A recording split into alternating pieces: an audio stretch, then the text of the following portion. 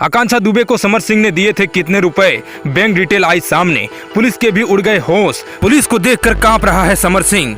इधर जैसे ही समर सिंह को अतीक अहमद की मारे जाने की खबर लगी, उधर जेल में बंद समर सिंह थर-थर कांपने लगा। वह पुलिस से कहने लगा कि मुझे भी तो कहीं बाहर नहीं ले जाओगे। पुलिस सूत्रों की माने तो इस समय समर सिंह बहुत ज्यादा खौफ में है। वह डरा हुआ है। जिस तरह से पुलिस ने असद को ढेर किया, उसके बाप अतीक अहमद का काम तमाम कर दिया गया। समर सिंह को भी यही डर सता रहा है, कहीं उनका भी अंजाम ऐसा ना हो जाए, क्योंकि समर सिंह के मामले में भी सीधे योगी आदित्यनाथ ने हस्तक्षेप किया है। आकांक्षा दुबे की मौत के बाद से ही उनकी मां लगातार इंसाफ के लिए भटक रही थी। उन्होंने पुलिस से भी गुहार लगाई थी, लेकिन जब उनको लगा कि इंसाफ नहीं मिल रहा है तो उन्होंने न्याय के लिए योगी से गुहार लगाई, जिसके बाद योगी आदित्यनाथ ने अधिकारियों को टाइट करते हुए कहा था कि समर सिंह को 24 घंटे के अंदर में पकड़ो। इसके बाद समर सिंह को पुलिस ने गिरफ्तार कर लिया। समर सिंह ने खुद इस बात का खुलासा किया है कि वो आकांक्षा दुबे की मौत के बाद घबरा गया था और इसीलिए वो भाग रहा था। उसे पुलिस से डर लग रहा था। पुलिस पूछताछ में वह अब तक खुद को बेगुनाह बता रहा था, लेकिन सवाल यही है, अगर वह गुनाहगार नहीं था तो इतनी दिन तक पुलिस से भागा क्यों था? आकांक्षा दुबे की मौत के मामले में अब तक कई तरह के रहस्य खुलकर सामने आए हैं।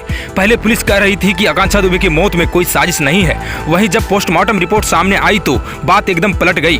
पोस्टमार्टम रिपोर्ट में इस बात का खुलासा हुआ कि आकांक्षा दुबे के हाथ में चोट के निशान थे। इतना ही नहीं, आकांक्षा दुबे के पेट में भूरे रंग का पदार्थ भी मिला था। इसके बाद जब समर सिंह पर पुलिस ने सख्ती बरती तो उसने सारे सच उगल दिए। उसने बताया कि करीब 2 साल तक वो आकांक्षा दुबे के साथ रिश्ते में रहा, लेकिन आकांक्षा दुबे के मौत से 4 महीने पहले ही उसकी बातचीत कम होती थी।